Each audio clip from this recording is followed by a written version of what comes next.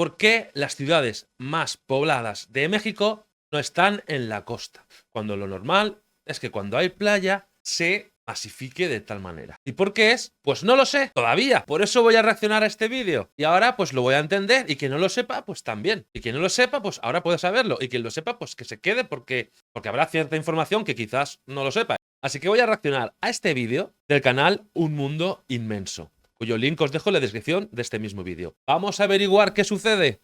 Es el país hispanohablante más poblado del mundo y cuenta con grandes extensiones de costa en el Pacífico y el Atlántico. Mucha. Sin embargo, sus grandes centros urbanos están lejos del mar. Te invitamos a explorar cuáles son las causas que hacen que la población de México esté concentrada tierra adentro y cómo ha evolucionado en el tiempo. Con 129 millones de habitantes, México es una de las grandes potencias demográficas del mundo. De hecho, es el segundo país con más habitantes de América Latina y el 10º del planeta. Sin embargo, su población no se encuentra distribuida de manera uniforme, ni sigue los parámetros de otros lugares del mundo. Para comprenderlo, podemos ver la lista de las 30 aglomeraciones urbanas más populosas del planeta. De todas ellas, hay 16 que están sobre la costa. A eso podemos sumar parcialmente a otras 4, que si bien no están técnicamente sobre el mar, están muy cerca y se conectan fácilmente de manera fluvial. Si nos permiten esa licencia, podríamos concluir en que 2 de cada 3 de las ciudades más pobladas del planeta están de cara al agua. Bueno, los Estados Unidos mexicanos no siguen este parámetro. De sus 10 zonas metropolitanas con más población, solo una está en la costa. Se trata de Tijuana, en el extremo noroeste del país, pegada al Pacífico y a la frontera con Estados Unidos. Con más de 2 millones de habitantes, es la 6ª más poblada. Encabeza la lista la zona metropolitana del Valle de México. Allí se encuentra la capital del país, una de las grandes urbes latinoamericanas, y superó los 21 millones de habitantes en el último censo de 2020. Es una barbaridad porque eso es literalmente media España. Media España concentrada en una ciudad. ¡Buah! A continuación se ubican Monterrey en el norte, Guadalajara, Puebla, Tlaxcala y Valle de Toluca un poco más al sur. Completan el listado León, Querétaro, Juárez y La Laguna. Para colmo, como se puede ver a simple vista, México tiene 2 costas muy extensas. Ya sabemos que es súper difícil realizar una medición precisa, pero se estima que en el Pacífico son 8.500 kilómetros de línea de costa y otros 3.100 en el Atlántico. De esta forma, el país estaría, según la fuente, en el puesto 13 o 14 entre los que tienen un litoral más grande. Son varias las causas que explican por qué, a diferencia de lo que sucede en otras latitudes, la mayoría de los mexicanos eligen adentrarse en el terreno. ¿La historia nos puede ayudar? Sí, claro. La Ciudad de México está emplazada en el mismo lugar en el que se fundó Tenochtitlán, en la época precolombina. Se estima que esto sucedió en el siglo XIV y hay un componente mitológico presente. Tenían que buscar el lugar para fundar la capital en donde encontraran un águila posada sobre un nopal devorando una serpiente. Sí, lo que hoy vemos en el centro de la bandera del país. Pero en aquel momento tenía mucho sentido esta ubicación. En esa zona se encontraba el lago Texcoco, que brindaba agua a una civilización floreciente. Los mexicas construyeron canales y diques y lograron una de las ciudades más importantes de la Edad Media. Se calcula que en la era prehispánica llegaron a los 400.000 habitantes, 5 veces más que Londres en el mismo momento.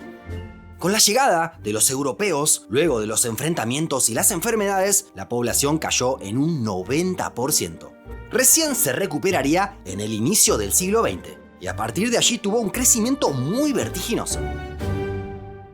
Pero con más de 20 millones de habitantes, la realidad es distinta a la época azteca. En vez de ríos, ahora tenemos toneladas y toneladas de asfalto en un lugar que no parece estar preparado para soportar tanto. De hecho, cada año la capital mexicana se hunde más y más.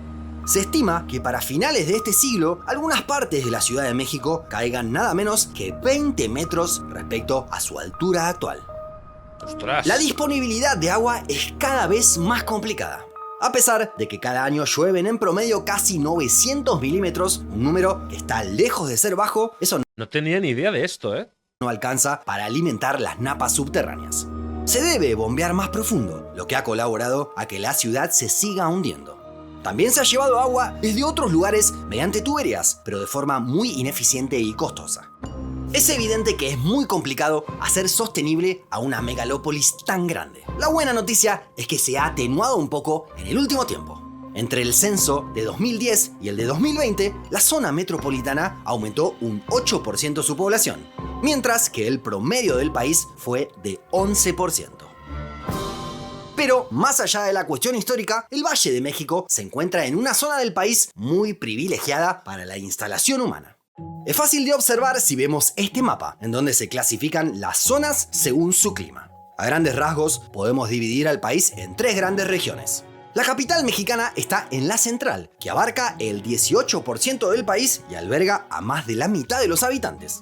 Sí, allí también están varias de las zonas metropolitanas que habíamos mencionado antes: Guadalajara, Puebla, Toluca, León y Querétaro. En esta región nos encontramos con un clima templado, rodeado de cadenas montañosas que atemperan el calor. De un lado, la Sierra Madre Oriental, del otro, la Sierra Madre Occidental. Al sur se encuentran unidas por el eje neovolcánico, otra cadena montañosa compuesta por volcanes, cuyas erupciones han aportado grandes nutrientes a la Tierra. De esta forma es la zona más fértil del país para la agricultura, lo que ha favorecido la instalación humana. Al sur, el clima es más selvático, lo que complejiza la situación. La agricultura intensiva es muy difícil y también la construcción de caminos por los altos niveles de humedad. De ahí el Tren Maya, la importancia que tiene, ¿no? En la parte sureste del país, con tantos caminos así, que haya una comunicación en poblados que antes no había. En el norte, el clima también es hostil, pero por el calor. Hay enormes zonas con temperaturas extremas y poca precipitación, lo que da como resultado que solo el 12% del país es apto para la agricultura. Sin embargo, el norte de México ha visto cómo creció su población más que el resto del país. Aquí nos encontramos con las 4 zonas pobladas que nos faltaban: Monterrey, Tijuana, Juárez y La Laguna. Esto se explica por la enorme frontera que se encuentra sobre el río Bravo. En el norte de México hay mucha industria, ¿verdad? Hay muchas empresas, muchas fábricas ahí en el norte. Yo tengo entendido que ahí en el norte hay titos, hay monetis, hay dinerito. Del otro lado están los Estados Unidos de América, la principal economía del mundo y un gigantesco mercado para abastecer de productos. Gracias a los acuerdos comerciales, desde 1967, las ciudades fronterizas mexicanas no pagan impuestos a la hora de exportar productos manufacturados. Eso produjo un boom de población sobre la frontera, que luego fue ampliado a otras zonas, ya que el acuerdo comercial abarca a todo el país desde 1994. De esta forma, se instalaron grandes empresas que dieron trabajo a miles y miles de personas, lo que produjo un flujo migratorio interno que favoreció al norte del país. El gran ejemplo es Monterrey, el segundo núcleo urbano más poblado del país, con más de 5 millones de habitantes, que un siglo atrás no llegaba a las 100.000 personas. Eso es más que Madrid. Como vemos en esta imagen satelital, buena parte de la geografía mexicana es montañosa, lo que ayuda a explicar lo relegadas que quedaron las zonas costeras. Históricamente se han establecido núcleos de población en los valles centrales, pero desconectados entre sí. Es muy difícil hacer caminos y más aún ferrocarriles en estas condiciones. De hecho, recién en 1873 se conectó la Ciudad de México con Veracruz, la ciudad portuaria más cercana. Igualmente, parece atenuarse la tendencia más cerca en el tiempo. Estas son las ciudades portuarias más importantes del país, tanto en la costa del Pacífico como en el Golfo de México. Desde 1950 hasta hoy multiplicaron por 9 sus habitantes. En el mismo periodo, la población de todo el país creció 5 veces. A esto se agrega otra cuestión: el turismo. Cancún es un buen ejemplo. Se convirtió en una de las zonas más visitadas y atrajo a muchas personas. De hecho, es el área metropolitana de mayor crecimiento entre los últimos 2 censos. Registró un 38% más de población. Es que tienen unas playas muy bonitas y son muy grandes. Normal que vaya tanta gente y ese lugar crezca, es que es normal. Mientras que el promedio del país fue un 11%.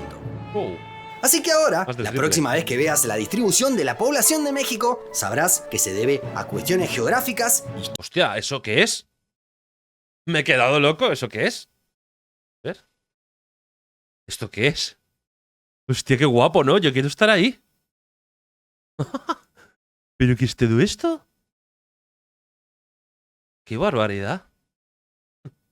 Un paraíso. Geográficas, históricas y económicas, pero que ha evolucionado con el tiempo. Bien, me sigo culturizando. Nos vemos en el próximo vídeo. Chao. Seguidme en Instagram.